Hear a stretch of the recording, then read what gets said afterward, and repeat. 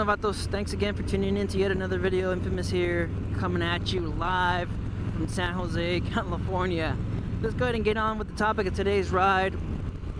The stage 1, stage 2, fuel economy, miles per gallon, all this stuff is very serious.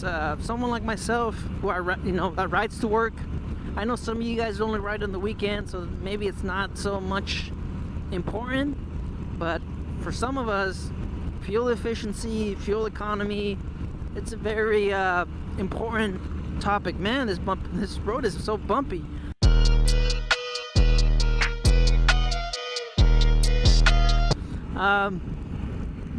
Yes, stage 1, someone in the comments mentioned that their fuel economy, their fuel efficiency, their miles per gallon dropped drastically with the stage 1. I was looking into it. Depending on the tuner, I don't know, but looking into it, looking at forums and just overall stage 1, I don't think this necessarily applies to the Screamin Eagle, and that's mainly because it's a 50-state tuner. They don't really change much because of EPA, because of CARB. I've mentioned this in my other videos. A lot of folks that are using a Screamin Eagle tuner, street tuner, you don't see much of a difference, and that's mainly because you're complying with CARB, California Air Resources Board. CARB, yes, it's very, it is what it is. It's a 50-state tuner, and if you're buying one of those tuners, then you're complying with California, and a lot of you folks don't like California, but alright, anyways, if you guys are wondering, you guys could check that video out. But yes, after looking at some of the forums, just depending on the rider, there isn't a super number that anybody can relate to, but there is a decrease in miles per gallon, mainly because you're introducing more air. So if you're introducing more air to the engine, then you have to introduce more fuel. You got to have that proper mixture of air and fuel, because of the combustion and the jug and the cylinder and the piston, the valves, the heads. I don't want to get super specific on it, but there is a slight decrease in miles per gallon when you improve the overall airflow and you're introducing more air. So then I kind of started thinking, you know what? Maybe someone like myself, I like the sound and I like the overall feel of the bike. I'm satisfied with the power it's got. Yes, it's only maybe 70 horsepower from the factory. Harley-Davidson, they don't really announce horsepower overall, but it's all about torque with these air-cooled, oil-cooled V-twins. And so then I just kind of started thinking to myself, man, if that was the case, because of the comment, if that was the case, losing on that much of fuel efficiency, somebody mentioned that they were losing about 100 miles to the tank. I'm not too sure, like I said in the comment, I think he meant miles to the tank because he was still using miles per gallon MPGs.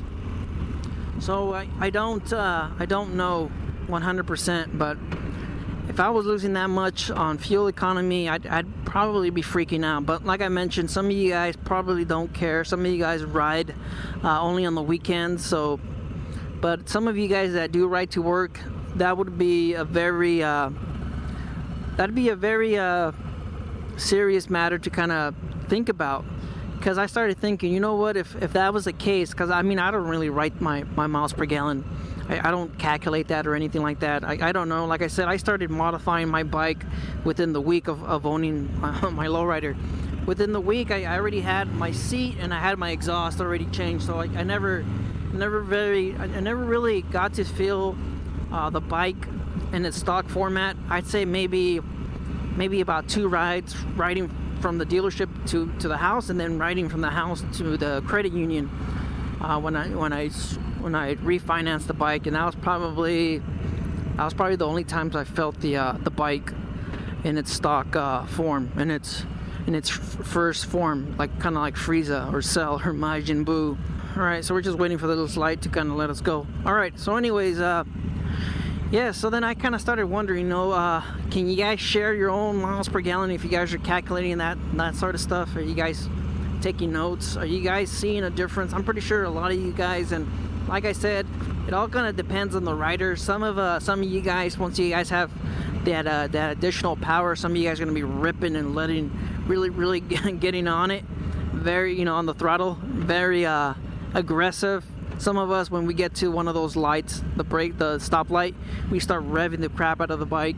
So it's just going to depend on the rider, and I'm pretty sure a lot of those guys that are riding aggressively, you guys probably don't care about the fuel efficiency. But like I mentioned, for some of us, especially out here in California, where you're probably paying $4, maybe even $5 a gallon. Thanks Biden administration. Thank you very much for limiting and stopping and having other resources that we have on this side of the country, where we could refine and have EPA regulate all of our resources that we pull out of the ground, and we're doing it in a clean way, in a very clean way. We're not like China or South America or Ukraine, one of those other countries that they could care less about the environment. But you know what? That's not this video. Where was I? Yes, the prices are going up.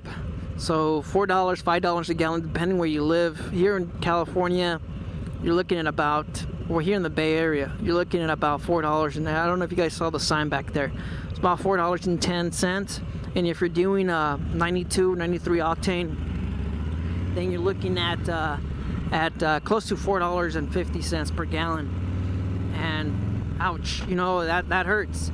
And someone that kind of rides every day, I ride to work, and then on my lunch hour I'll ride around and go to McDonald's or go somewhere and pick up some food. That hurts. So thinking about that, like I said, how many miles to the gallon are you guys getting with the stage 1, maybe a stage 2? There's people probably out there thinking about it. I myself didn't really thought about it, mainly because I'm using the Screamin Eagle tuner, and I don't really think there's a super difference between stock and the stage 1, mainly because, like I said, this is a 50-state tuner. It's a 50-state tuner, and the difference probably negligible compared to one of those aftermarket tuners. It's just gonna depend. And some of you guys that already have a stage 3, stage 4, you guys could care less. Quite honestly, you guys are really going after and getting on and performing and getting these bikes to perform at a peak level, and I'm pretty sure you guys could care less about miles per gallon. But if you guys want to share it in the comments, it's welcome. I'm wondering myself, how many miles to the gallon you guys getting.